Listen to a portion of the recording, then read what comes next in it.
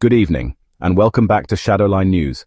I'm bringing you explosive developments in the Albert Ojwang case that have fundamentally altered the narrative surrounding his death in police custody. The long-awaited autopsy results have been released, and they paint a disturbing picture that completely contradicts the official police version of events. In a stunning revelation that has sent shockwaves through Kenya's justice system, forensic pathologist Dr. Bernard Midia announced that Albert Ojwang's injuries were definitively not self-inflicted, directly challenging the police claim that the 31-year-old teacher died by suicide after hitting his head against a cell wall. The autopsy findings, conducted at Nairobi Funeral Home on Tuesday, June 10th, have transformed this case from a disputed custody death into what many are now calling a clear case of murder. Dr. Midia, speaking on behalf of 5 pathologists who participated in the comprehensive examination, delivered findings that were as damning as they were detailed. The forensic evidence reveals that Ojwang's body bore multiple injuries consistent with a physical struggle, with trauma spread systematically across his entire body. These were not the injuries of a man who harmed himself in desperation, but rather the marks of someone who fought for his life. The pathologist's clinical assessment was unequivocal in its contradiction of the police narrative. When addressing the official claim that Ojwang died after hitting his head against a cell wall, Dr. Midia was categorical in his dismissal. He explained that hitting against a blunt object such as a wall would produce a particular pattern, typically a frontal bleed, but the evidence on Ojwang's body told a completely different story. The bleeds and hematomas found on the victim were spread across all aspects of his head, including the scalp, face, sides, and back, creating a pattern entirely inconsistent with self-inflicted trauma. The forensic evidence paints a harrowing picture of Ojwang's final hours. Injuries were documented across his upper limbs, trunk, and head, suggesting a prolonged and violent encounter.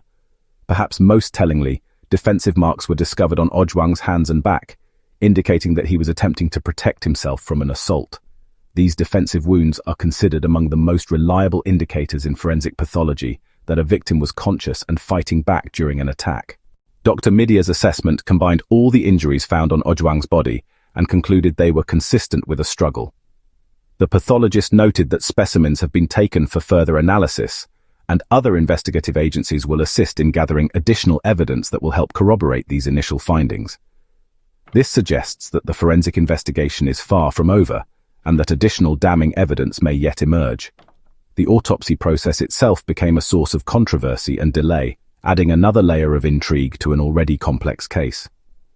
Chief Government Pathologist Dr. Johansen Oduor was originally scheduled to conduct the examination, with the procedure initially set for 10 a.m. on Monday, then rescheduled to 2 p.m. to accommodate his arrival.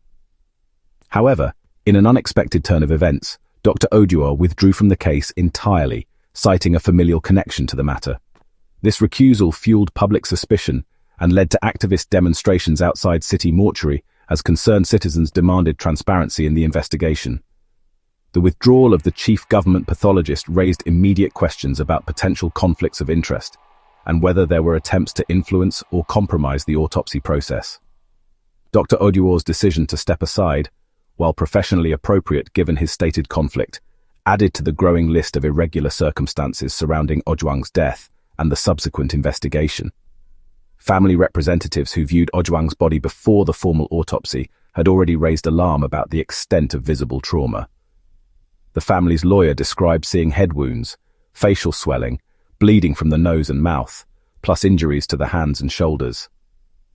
These initial observations, now confirmed by the official autopsy, had already suggested that the police narrative of suicide was implausible. The implications of Dr. Midia's findings extend far beyond this individual case. The forensic evidence of struggle and defensive wounds directly contradicts every aspect of the official police account. If Ojwang was found alone in his cell with head injuries from hitting a wall, how does one explain the systematic injuries across his entire body? How does one account for defensive wounds on his hands and back? These questions demand answers that the current police narrative simply cannot provide. Legal experts and human rights advocates have seized upon these findings as definitive proof of what many suspected from the beginning. The Law Society of Kenya, which had earlier rejected the police suicide claims, now has scientific evidence supporting their position. LSK President Faith Odhiambo's earlier assertion that the family had confirmed Ojwang was actively planning his legal defense takes on even greater significance in light of the forensic evidence showing he died fighting for his life. The autopsy results have intensified calls for criminal investigations into not just Ojwang's death, but also the initial police response and the apparent attempt to cover up what the evidence suggests was a violent assault. The Independent Policing Oversight Authority and the Kenya National Commission on Human Rights now face mounting pressure to conduct thorough investigations that could result in criminal charges against individual officers. Public reaction to the autopsy findings has been swift and furious. Social media platforms have exploded with renewed calls for justice, with the hashtag #JusticeForAlbert trending even more forcefully than before. The forensic confirmation that Ojwang was likely tortured and murdered in custody has transformed public discourse from speculation about police misconduct to demands for criminal accountability. International human rights organizations are also taking notice of the case, particularly given the forensic evidence of what appears to be custodial torture. Amnesty International's earlier calls for accountability now carry additional weight, as the organization can point to scientific evidence supporting allegations of human rights violations by state actors. The case has broader implications for freedom of expression and the treatment of government critics in Kenya. Ojwang's arrest over a social media post, followed by what forensic evidence suggests was his torture and murder in custody, sends a chilling message to other would-be critics of the government. The fact that a teacher and social media influencer could be killed in police custody over online commentary raises fundamental questions about the state of democratic freedoms in the country. Dr. Midia confirmed that the family is satisfied with the autopsy process and that all parties are in agreement about the findings. This consensus among the pathologists, family representatives and legal observers strengthens the credibility of the results and makes it more difficult for authorities to dispute the conclusions. The investigation now enters a crucial phase, where the forensic evidence must be matched with witness testimony, cell phone records, CCTV footage, and other evidence to build a complete picture of what happened during Ojwang's final hours.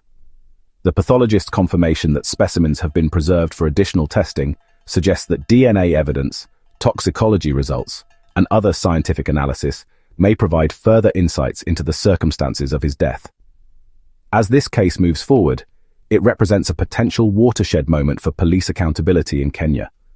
The forensic evidence is so clear, and the contradiction of the official narrative so complete, that authorities may find it impossible to avoid criminal prosecutions. The question is no longer whether Ojwang was murdered in custody, but rather who was responsible and whether they will be held accountable. The Albert Ojwang case has evolved from a disputed custody death into a forensically documented case of apparent torture and murder by state actors. The autopsy findings have stripped away any remaining credibility from the police narrative and transformed this into a test of Kenya's commitment to justice and the rule of law. The coming weeks will reveal whether the country's institutions are capable of holding their own accountable when faced with such clear evidence of wrongdoing. From Shadowline News, this has been your comprehensive analysis of the breakthrough autopsy findings in the Albert Ojwang case. As this story continues to develop, and the investigation moves toward what many hope will be criminal charges, we will continue providing you with the latest developments in this landmark case for police accountability in Kenya. Thank you for watching, and we'll see you next time.